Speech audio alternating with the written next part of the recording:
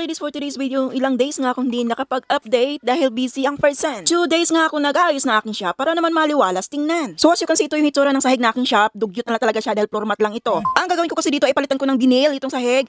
Yung kisame aayusin ko, yung grills tatakpan ko. Sira na kasi ang kisame nito at ang bubong may butas-butas na. So ito pa yung vinyl na nabili ko, 60 by 60 pala ang size nito, makapal siya. Di siya tulad yung vinyl na pahaba na trending ngayon na manipis lang siya. Ito kasi 10 piraso nasa 728 pesos. Nag-try lang talaga ako ng 10 piraso kasi gusto kong malaman kung gaano ba talaga siya kalaki. Sa black up ko lang pala ito nabili. At ito nga nag-start na ko ma-remove yung mga bagay-bagay dito. Ganito talaga kahirap kapag sariling sikap, yung wala kang katuwang, walang katulong. At syempre gusto makatipid. Ay, nako, yan tayo magaling. Ako kasi yung tipong taong sanay kumilos mag-isa. Pero pag once hihingin ako sa iyo ng tulong, ibig sabihin hindi ko na kaya. At ito nga natapos ko nang mailagay yung 10 pirasong binil at hanggang dyan lang siya. Kaya nag-order agad ako ng panibagong 10 piraso at nagdagdag na rin ako ng yung pahabang binil para ilagay ko sa mga gilid-gilid. At believe naman talaga ako dito sa shop na nabilihan ko. Abay, kahapon ko lang ito in-order at dumating naman agad today. At ito nga sinasabi ko, bumili nga din ako ng pahabang binil para idugtong ko doon sa dulo kung sakaling kulang. At ito rin yung sinasabi ko sa inyo na mas makapal talaga itong 60 by 60 compare dito sa pahaba na binil. Kaya recommended ko talaga to sa inyo kung gusto niyo yung pang matagalang binil. At hindi siya yung tipong may foam sa ilalim, hindi. Sobrang bigat niya kahit 1 piraso lang. At ito pala, bumili din pala ako ng adhesive na para pang binil. Nakita ko lang din ito sa sikat na influencer na sabi niya mas matibay daw ang binil pag lalagyan mo na adhesive. Yes, self-adhesive na itong binil pero mas matibay daw talaga ang kapit kung lalagyan mo rin ito ng adhesive. Ang kagandahan sa adhesive na ito ay hindi matapang ang amoy at hindi masakit sa ilong. At kung bibili ka sa adhesive na ito ay may kasama na rin siyang applicator. At ito na nga sa second day, inabot na nga ako ng gabi, pero yan yung grills, yan ang sinasabi ko sa yung tatakpan ko. Para naman magkaroon na tayo ng mga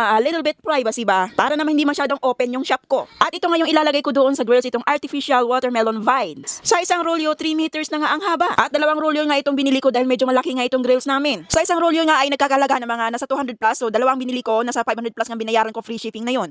Etong 2 rolyo nga ay kinulang pa. May awang pa nga sa taas pero bala ko pa naman bumili ng panibago gawa ng tatakpan ko rin dito sa harapan. At ito nga hindi ko na nga nakuha ng video sa aking cellphone dahil nakalimutan ko na nga dahil sa kabisi ng person. So kinuha ko na lang ito sa CCTV ko. So ayan, sariling sikap nag-aayos ng kisame. Ay legit be, sakit sa batok. Sobrang nakakangalay talaga itong ginagawa ko. At ito finally natapos ko rin. So ito na yung pinaghirapan ko. Abay di na ako mahihiya sa client ko na sa dugyot kong sahig dahil napakaganda naman talaga ng binil. At syempre yung grills natin ay naku naman talaga napaka-aesthetic. Tingnan, napakaganda. Nagpalitan rin ako ng kortina dahil alam nyo na December na, ilang buwan na kasing hindi ako nakapagpalit ng kortina. At syempre yung kisame maliwalas na at hindi na ako mahahassle pag uulan. Dahil tuwing kapag umuulan naman talaga ay ang malalaking balde ang nasasahig dahil nakasahod sa tulo. Super worth it naman talaga yung 2 days na pagod ko. Kaya napatagay ang person mag-isa. Gumawa pa ako ng nachos. Kaya relaxing time, movie time with matching tagay-tagay. So that's it for today's video. Thank you for watching. Bye!